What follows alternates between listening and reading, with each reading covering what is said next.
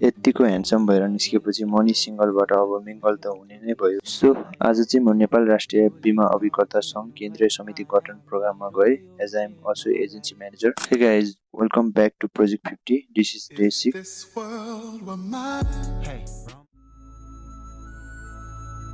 After meditation water with chia seeds पिएँ अनि 10 pages book पढेँ एन्ड खाना बनाएर खाएँ। हिजो हाइक जाँदा घामले पोलेर पुरै स्किन रातो भएको रहेछ। एकजना म्याम पनि सँगै जाने रे, सो म चाहिँ चाँचर याङमा निस्केँ। आधी घन्टा कुरेपछि बल्ल तल्ल म्याडमको दर्शन लिन पायो। के हो ढिलो गरिदिने भएन यार, यसो त लास्टै ढिलो भयो भने।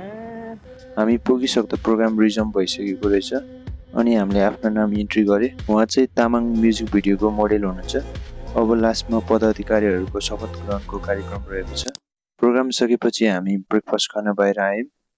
उहाँ चाहिँ मेरो कान्छी फुपू कोषाध्यक्षमा निर्विरोध निर्वाचित हुनुभएकोमा धन्यवाद व्यक्त गरेर हामी घर फर्क्यौँ। रुम आएपछि मैले ब्राउन ब्रेड खाएँ। आज थियो मेरो चेस्ट एन्ड ट्राइसेप।